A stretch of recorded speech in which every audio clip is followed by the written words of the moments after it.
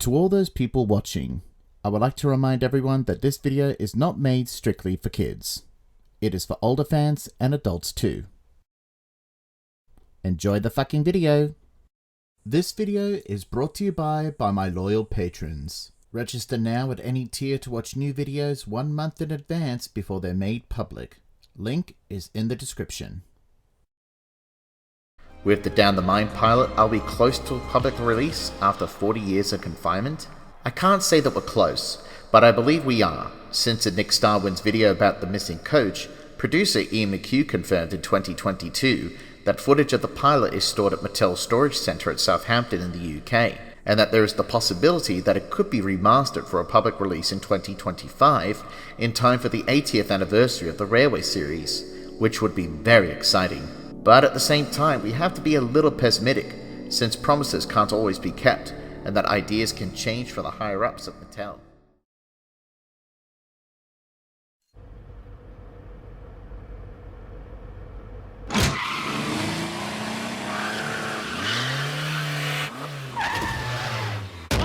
Lois, it's back! I heard, Peter, I heard! Kids, it's happening! Get your coats! This is what we practiced for! Yeah! I love you, Dad! I love you too, sweetheart! None of the past matters! On May 9th, 2025, Mattel had announced that the infamous 1983 Down the Mine pilot would be released to the public for the first time on the official Thomas & Friends YouTube channel on May 10th, just 2 days shy of the Railway series' 80th anniversary, the book series that launched this multi-generational franchise. Back in 2023, I made a video discussing the pilot ahead of its 40th anniversary. That video had focused on what had been confirmed at the time, and what was still speculation. Now that the pilot is available to the public, we can finally compare that speculation to reality and see what holds up. Before the pilot's release, a low-quality but significant image surfaced online in 2024. It showed Thomas passing under the bridge from a different angle, unlike the familiar shot seen in the show's intro from 1984 to 2003, as well as the Season 1 episode Thomas and the Guard, and the refilmed version of Down the Mine. The scene likely had been filmed and used in the pilot that was shown in 1983, but was replaced by the footage that was used in the 2 Season 1 episodes and intro for the 2025 recreation as a placeholder, due to the original footage likely either being damaged or lost. Ian McHugh, the producer of Thomas & Friends from 2012 to 2020, believes, through this email that was shown on Twitter from Sif Destroyer OT, that the Britt Allcroft estate might still obtain a copy of the tape that was shown to executives in 1983, but it depends on whether her estate has one. In my 2023 video, many of the confirmations and speculations I cited came from a document made by Click Clack Track. It collected tweets and sources from individuals associated with the pilot's production. One key update involves the filming and screening of the pilot to ITV in 1983. It was said in the document that the pilot was filmed around March to April 1983 and was screened to the ITV executives on April 3rd of that year. However, some film slates seen in the video showed that the mine scenes were filmed around April 25th and 28th, and the scenes filmed on the Lower Tidmouth set were filmed in May, with the earliest date being May 4th. A leaked 1982 production pack shared by Olmsted Estate also indicated a mid-May completion goal, casting strong doubt on an April 3rd screening. I had also noted that it was unclear if Gordon's tender had any detail in the pilot. Now that we could confirm it did, with the red lining on his tender as well as his number. Another point I need to correct, the rusting of the 10mm track had not happened during the pilot's production, but during Series 1. According to Tim Staffel, the Dendritic salt used for the snow corroded the electrical connection to the rails and had to be replaced with Markland stainless steel tracks. Still, the pilot's track posed enough challenges that fishing wire had to be used to pull the engines. Now let's revisit what had been speculated in 2023. The first thing that I mentioned that the model of the Fat Controller looked very different in the pilot in comparison to the one shown in all of Series 1. And with the pilot now released, it can be confirmed that the shot used in the refilmed version of the pilot was indeed from the pilot itself, along with a sky backdrop. The same can be said about the footage showing Thomas's cab roof and whistle being different too, as well as the close-up model of Thomas's buffers that were reused in 3 Season 1 episodes. This close-up of Thomas's whistle that was seen in the pilot would later be reused in Thomas and Gordon, and its alternate take would later be used in Thomas and Bertie. The close-up shot of Thomas's buffers, as mentioned earlier, was used in the refilmed version of Down the Mine. The scene of Annie looking deeply shocked at Knapford was unused and was later repurposed in the refilmed version of Down the Mine.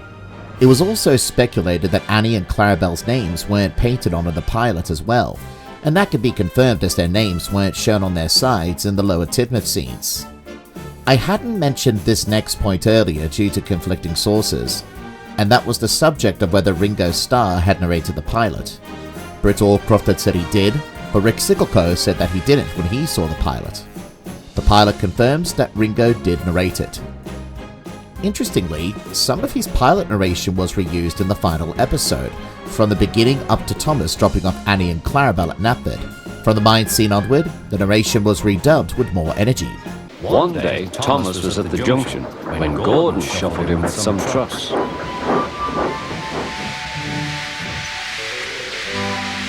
"Phew!" remarked Thomas. "What a funny smell." "Can you smell a smell?" "I can't smell a smell," said Annie. "A funny, musty sort of smell," said Thomas. "No one noticed it till you did," grunted Gordon. "It must be yours." "Annie? Clarabelle? Do you know what I think it is? It's ditch water." Before Gordon could answer, Thomas puffed away. Annie and Clarabelle could hardly believe their ears.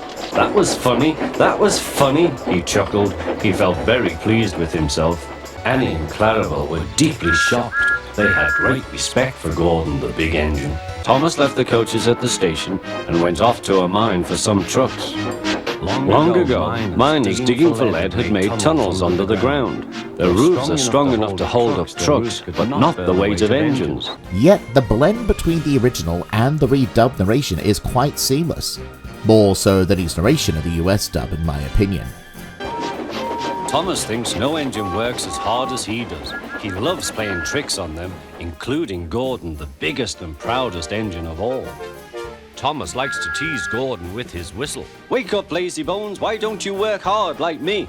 The document had made other speculations, but there isn't enough evidence to prove whether they were true or not, so I'll just leave them as that. Speculation.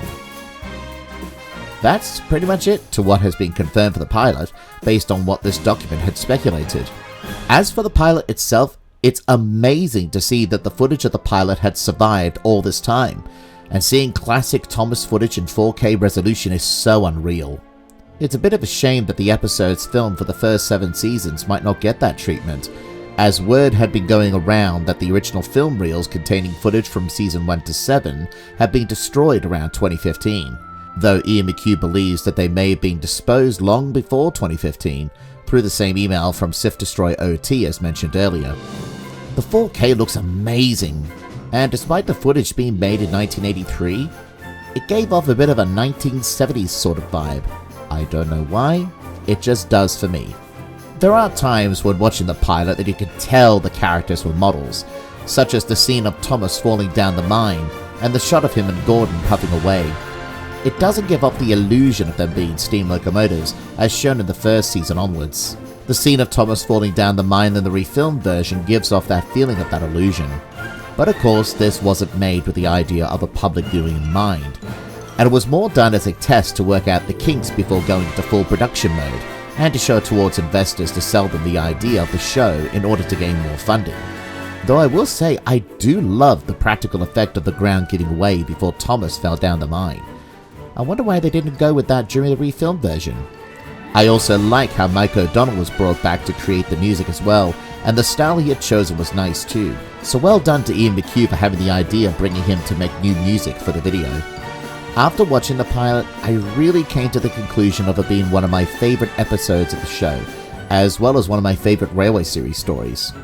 I feel this worked well as a blueprint of Reverend Audrey's writing, with the engine being cheeky, gets punished in a way, and ends up learning a lesson. I also feel that the episode and its Railway series counterpart showcase their friendship value that, despite not getting along all the time, as most friends do, Thomas and Gordon are still friends and look out for each other. before I conclude this video, there is one person who needs to be mentioned who had made the Down the Mine pilot a reality, and that is of course the late Britt Allcroft. I'm sure everyone knows by now that sadly on Christmas Day 2024, Britt Allcroft passed away at the age of 81. Britt Allcroft first discovered the Railway series books while creating a documentary about steam trains, and was to interview the Reverend W. Awdry at the Bluebell Railway, which is where he gave her his blessing to adapt the stories, despite previous attempts. However, unlike the BBC in 1953 and Andrew Lloyd Webber in 1976, third time's a charm, and thanks to her, Thomas had become the global phenomenon that it is now today, after she mortgaged her house in order to fund the series and this pilot in the early 80s. If it weren't for her, this fandom that we're in would not exist. If it weren't for her, the Heritage Railway scene wouldn't have garnered the strong interest from children of its history, hadn't she licensed out the rights of Thomas to those railways that brought many families to them over the years. If it weren't for her, we wouldn't have created such great fan content about this little blue engine and his friends. Reverend W. Awdry will always be responsible for the creation of Thomas the Tank Engine, his friends and his world, but Britt Allcroft will always be responsible for transforming Thomas's world from the books to the screen that will be cherished by fans on a global scale. It's a shame that she had passed away before the pilot footage had been released, as I truly believe she would have been celebrating with us what started the TV legacy of the franchise. And I think the same can be said about David Mitton as well, the man who helped to bring Britt Allcroft's vision of Thomas to life before he passed the director's chair to Steve Asquith. It was touching to see that this pilot's recreation was made in honor of her, and when I was watching the pilot a second time, I will admit that I got a bit teary-eyed, knowing that Britt wasn't here to see it happening. But I'm sure both Britt and David had been smiling down upon the world as Thomas fans celebrated what was a milestone of television history. So now that the pilot has finally been released to the public, what's next? There are more unreleased footage of Thomas projects that hadn't seen the light of day, such as footage of the missing coach from Season 2, the 1976 pilot of Andrew Lloyd Webber's attempt of a Thomas the Tank Engine musical TV show animated by Brian Cosgrove, the 1996 test footage of the 3x5-inch models of Thomas and Percy during Magic Railroad's production, or even the 2 unreleased music videos for Rules and Regulations and That's What Friends Are For, that were only released on the 1993 Thomas the Tank Engine album, but are known as Thomas and the Best Kept Station competition. For the latter, its reason, according to Mike O'Donnell, for not being released was due to the sad tone of the song, though no official reason was given for the former. There had been information describing these unreleased projects, but none of the footage had either been released or leaked. For the missing coach, we know that David Mitton had said in his interview with Soda Island Fansite, before his unfortunate passing in 2008, that he owned 1,500 reversal shots that Terry Pomade had made during production, which was half of the episode. The 1976 pilot of Andrew Lloyd Webber's attempt was completed before Granada TV cancelled the attempt of a full-fledged series due to the idea that the American market might not be interested in the show. However, we don't know if it still exists or not, considering it has been nearly 50 years since it was done. Nor do we know who might have it if a copy has been found. I believe it would be very likely owned by Andrew Lloyd Webber's company, Really Useful. The only thing we got about the 1996 test footage were 3 storyboards and 2 pictures taken during production of Season 5, one of Thomas's 3x5-inch model being constructed and compared with his Gauge 1 model, and another featuring the 3.5-inch model of Percy along with the late David Mitton and Britt Allcroft on the set depicting Kronk Station, which the set would later be used in a few episodes in the attempted spin-off series about Jack and the Sodor construction crew. There really isn't much info about the 2 unreleased music videos apart from the fact that they have been made, but what we don't know is if they still exist in Mattel's archive. It would be great to see these things released, but it's only a matter of if they are still around. But still, we should celebrate the release of the 1983 pilot as a monumental milestone. A perfect way to celebrate the 80th anniversary of the Railway series.